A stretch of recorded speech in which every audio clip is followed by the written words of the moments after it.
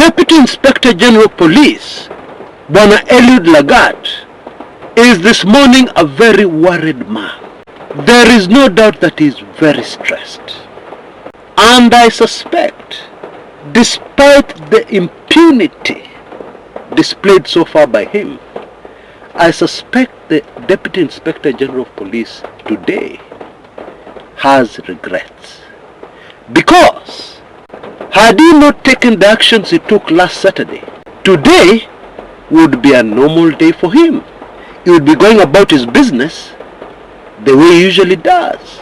He would have no problem.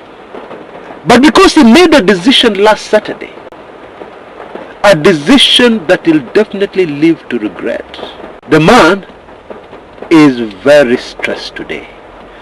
And this is the thing we need to remember about this season of exposure. This is a terrible season for people who are doing the wrong things. This is a tragic season for those who don't do things that stand the test of time.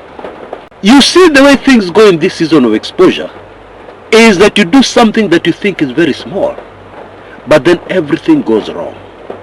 I want us to review the chain of events so that we see this very clearly.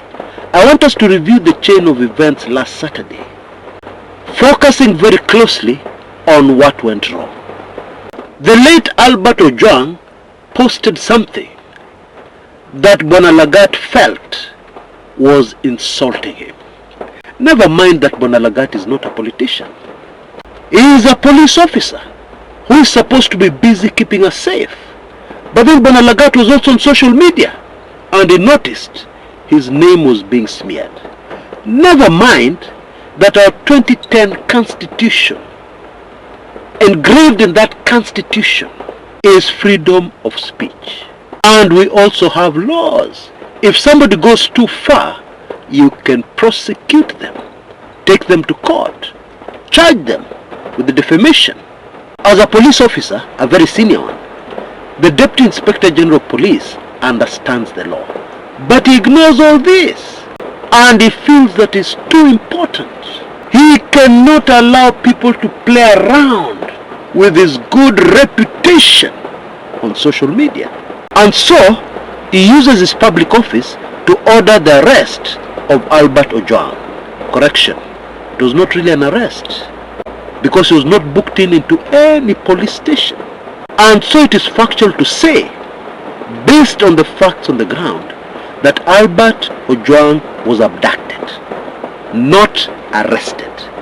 If you insist he was arrested, show me the evidence he was arrested. Because usually a key part of that evidence is the name of that person in the occurrence book, at the police station, at the cells where he's taken. Now this was supposed to be a very simple thing. Yeah? Quickly in, quickly out. And one key factor Bwana Lagat was relying on was that nobody knows this blogger. He's not famous. He may be influential, but Kenyans don't know him, at least at that point.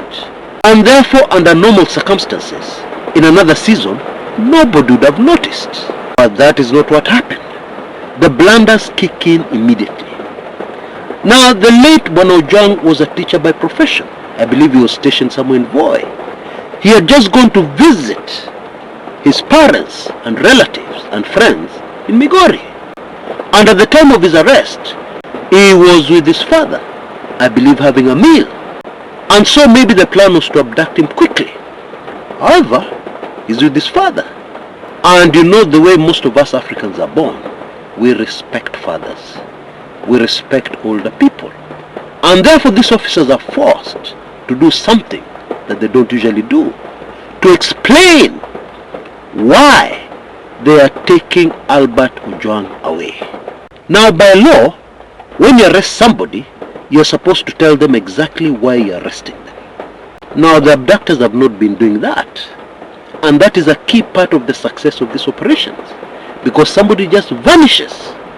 You don't know where to follow up. You don't know what to follow up. However, in this case, blunder number one, they are forced to explain themselves to the old man. And they tell him that his son has insulted their boss on social media and that he should follow them to Nairobi. They're in Migori at this point in time. To follow them to Nairobi for further information.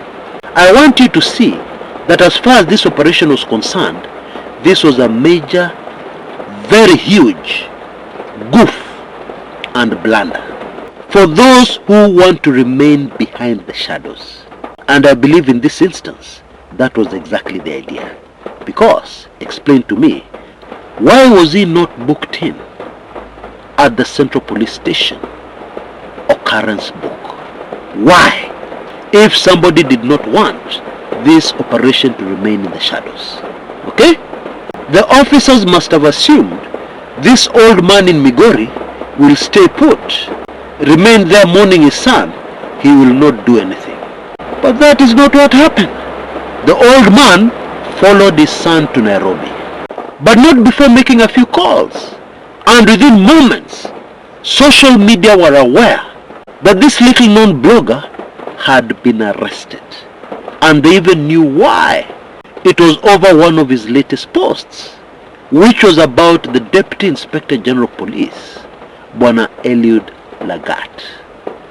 All that information was out there, making a cover-up impossible. But meanwhile, those behind this evil operation were not aware of what was happening. And so they continued as usual, being very sure that nothing would happen. Friends, the season of exposure. Please be careful. And so Albert Ojwang's dad arrives finally in Nairobi, goes straight to the Central Police Station, where he receives devastating information. He is told that his son, who left Migori very healthy, was having a meal. He left Migori okay. That son of his was no more.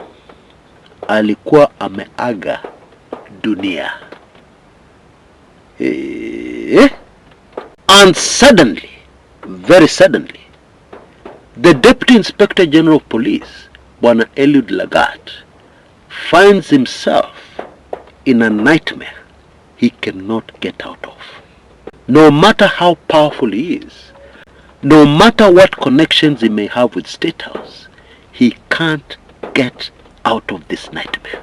And so on Monday morning, Kenya wakes up, with the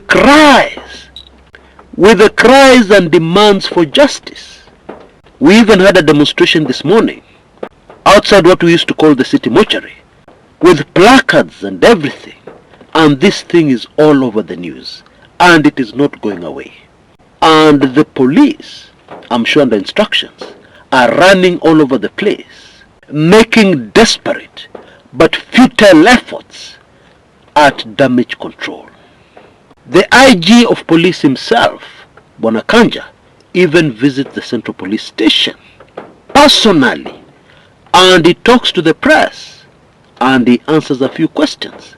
And you can see from his body language, kumedhoka. You can see very clearly from the body language, all is not well. In fact, you can see the relief of stress. Immediately he answers the last question and starts to move away. Phew! He's so relieved. And once again, the regime of William Samoei Ruto has shot itself in the foot.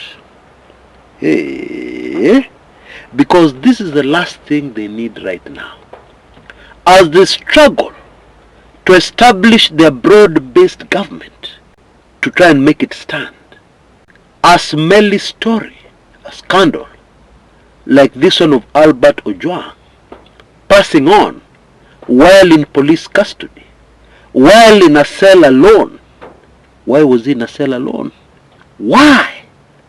All that explodes in their face, even as they struggle. Even as the regime struggles with other matters of state, which are very urgent. Indeed, which are critical to its very survival. How do you shoot yourself at the foot at this point in time? How do you make such a blunder? I will tell you, These kind of blunders are usually made when people become power hungry and arrogant, and they start to view other Kenyans, actually their employers, as less humans than themselves. Kwani wewe nani? Who are you? They start to talk like that. And that kind of environment is very ripe for exactly what happened last Saturday and Sunday and this morning. That should be clear. Now, former Deputy President Rigathi Gachagua has made some very crazy allegations about Bwana Lagat. The long and short of his allegations is that Bwana Lagat is more powerful. He's only the Deputy IG of Police. But Gachagua claims that he is in fact more powerful than the IG of Police.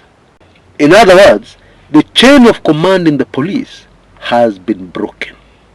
Now, Gachagua is yet to prove his claims. But in my opinion, this opens a can of worms.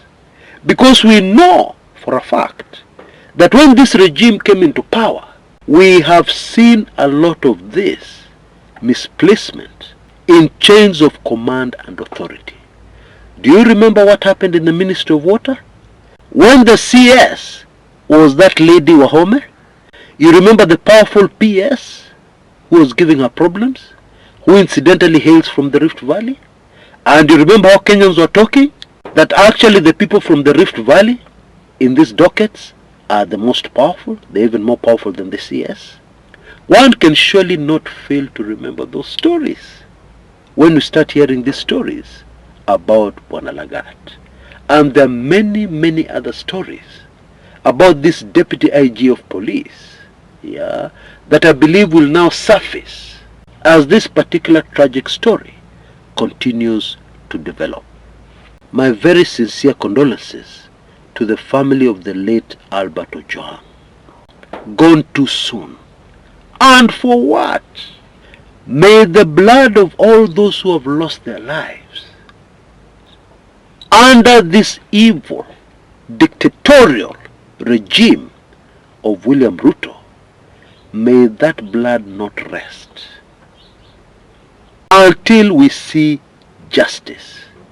Rest in power, Bwana Ojwang. Kunaendanga hivyo. That is the harsh reality of Kenyan politics. But there's another harsh reality facing most Kenyans right now, and it is having to operate in a dead economy, which is the Kenyan economy. My friend, you must do something. You cannot just sit there and hope for the best tomorrow. You cannot just sit there and wait for the next regime. You must do something. Now, do me a big favor and also do yourself a big favor. After you're through here, go to the description area of this video on YouTube and find the details of how you can get hold of my video, which will help you, which will revolutionize a lot of things for you so that you face the future, even with its enormous unprecedented chaos, with confidence. Okay? Just check the description area below. It will lead you to a video I've done giving you some very hot tips on what you can do immediately. Now, I just want to let you know that I have already suffered some consequences of producing my latest highly sensitive special report. Now, despite the pain, I'm encouraged by the fact that this is a clear sign about how accurate that information is. When you order this latest highly sensitive special report, you will see for yourself evidence when you go to the video. You will see concrete evidence for yourself of one of the ways hawa watu wananifinya because of that information. Unajua kuna hawa watu wa nguvu ambao wanajuana na watu wa platform kadhaa hata hii. Na vile hao hufanya, and this has happened before to me, wanaenda huko na anaambia wazungu, finya huyu jamaa, finyilia kila kitu yake, finyilia views yake, finyilia pesa yake, atajua sisi ni nani. That is what happens. But I was born with a purpose. I was born for a reason. And I must fulfill the reason I was brought to this planet. And therefore I will not give up. I will continue to do what I have been doing. And no bribe is big enough to divert me away from my destiny. Now you can see details on the screens right now. In case you don't have this highly sensitive special report, please make an effort right away to get hold of it. Okay? This information is no wonder already there have been consequences. Until next time, this is Chris Kumekucha.